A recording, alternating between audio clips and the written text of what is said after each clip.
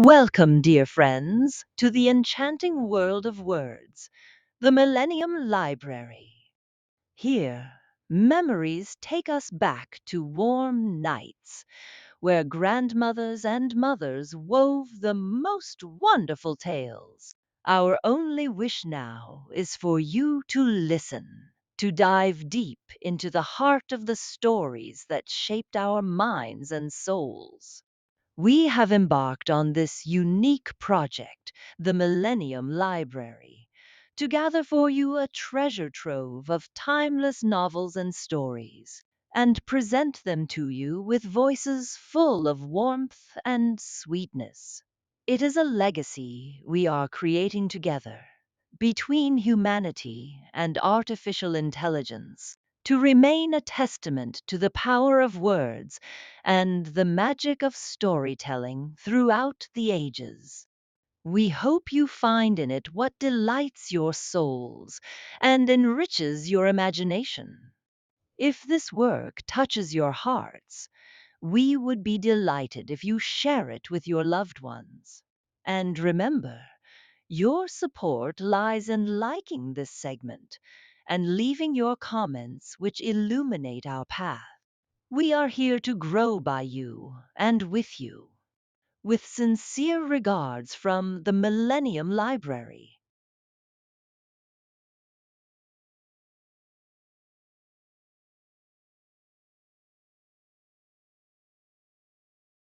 The Wonderful Wizard of Oz 17. For 3 days, Dorothy heard nothing from Oz. These were sad days for the little girl, although her friends were all quite happy and contented.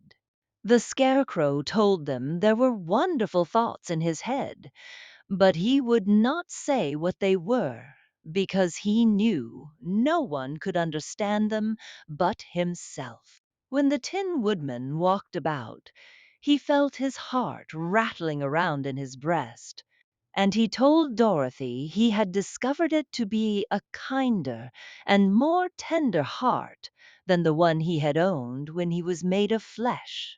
The Lion declared he was afraid of nothing on earth, and would gladly face an army of men or a dozen of the fierce Kaladas. Thus, each of the little party was satisfied except Dorothy, who longed more than ever to get back to Kansas. On the fourth day, to her great joy, Oz sent for her, and when she entered the throne room, he said pleasantly, "Sit down, my dear. I think I have found the way to get you out of this country." "And back to Kansas?" she asked eagerly. "Well, I'm not sure about Kansas," said Oz, "for I haven't the faintest notion which way it lies. But the first thing to do is to cross the desert, and then it should be easy to find your way home." "How can I cross the desert?" she inquired. "Well, I'll tell you what I think," said the little man. "You see, when I came to this country, it was in a balloon. You also came through the air, being carried by a cyclone. So I believe the best way to get across the desert will be through the air. Now, it is quite beyond my powers to make a cyclone, but I've been thinking the matter over, and I believe I can make a balloon." "How?" asked Dorothy. "A balloon," said Oz, "is made of silk, which is coated with glue to keep the gas in it. I have plenty of silk in the palace, so it will be no trouble for us to make the balloon. But in all this country there is no gas to fill the balloon with, to make it float." "If it won't float," remarked Dorothy, "it will be of no use to us." "True," answered Oz, "but there is another way to make it float, which is to fill it with hot air. Hot air isn't as good as gas, for if the air should get cold, the balloon would come down in the desert, and we should be lost." We, exclaimed the girl. Are you going with me? Yes, of course, replied Oz. I am tired of being such a humbug. If I should go out of this palace, my people would soon discover I am not a wizard, and then they would be vexed with me for having deceived them. So I have to stay shut up in these rooms all day, and it gets tiresome. I'd much rather go back to Kansas with you and be in a circus again. I shall be glad to have your company, said Dorothy. Thank you, he answered. Now, if you will help me sew the silk together, we will begin to work on our balloon. So Dorothy took a needle and thread, and as fast as Oz cut the strips of silk into proper shape. The girl sewed them neatly together.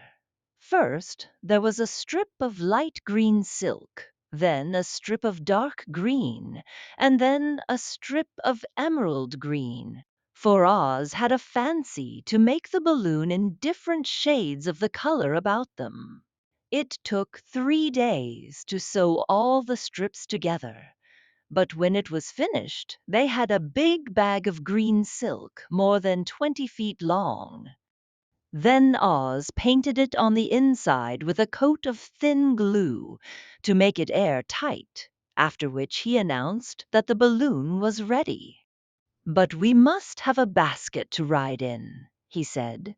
So he sent the soldier with the green whiskers for a big clothes basket, which he fastened with many ropes to the bottom of the balloon.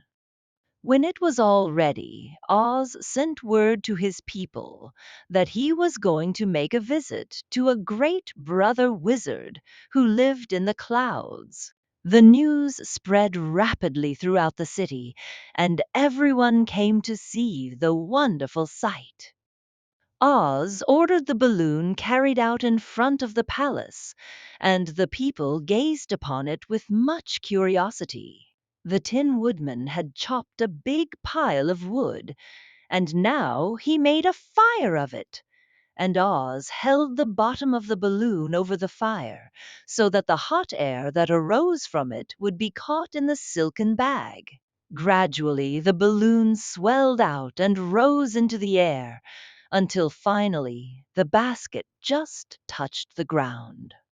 Then Oz got into the basket and said to all the people in a loud voice, I am now going away to make a visit. While I am gone, the Scarecrow will rule over you. I command you to obey him as you would me.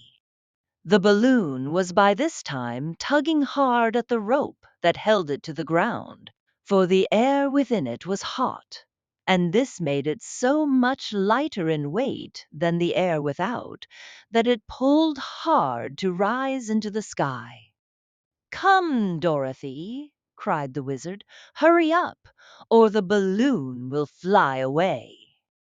I can't find Toto anywhere, replied Dorothy, who did not wish to leave her little dog behind.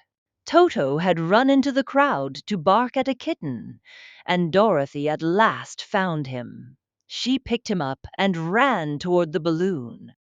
She was within a few steps of it, and Oz was holding out his hands to help her into the basket, when crack went the ropes, and the balloon rose into the air without her.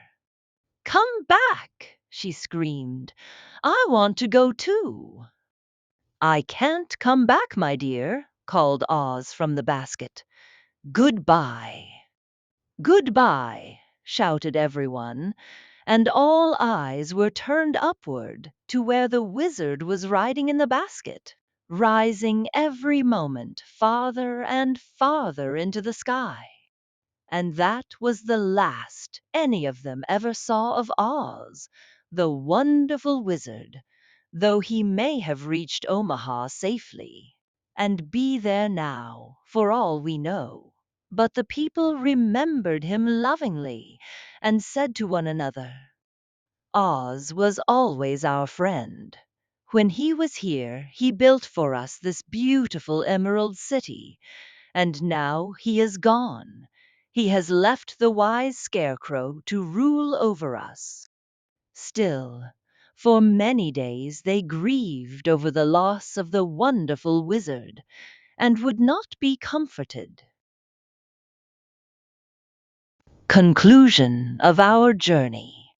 And so, we reach the conclusion of our journey for today, within the unending worlds of words and the never folding pages of knowledge.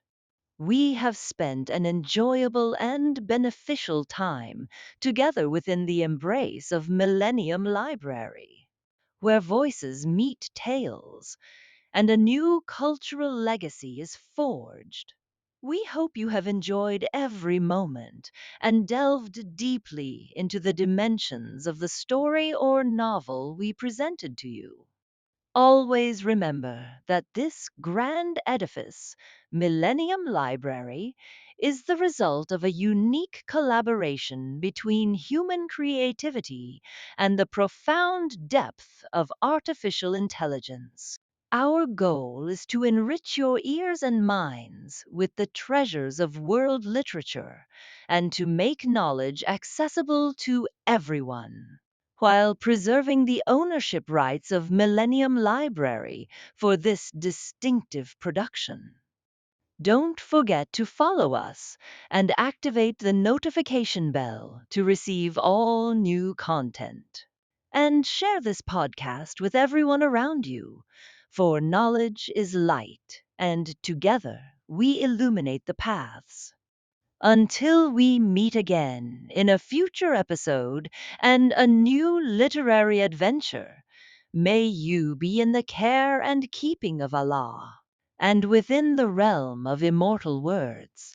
Millennium Library, where tales are embodied, knowledge is narrated, and creativity is immortalized.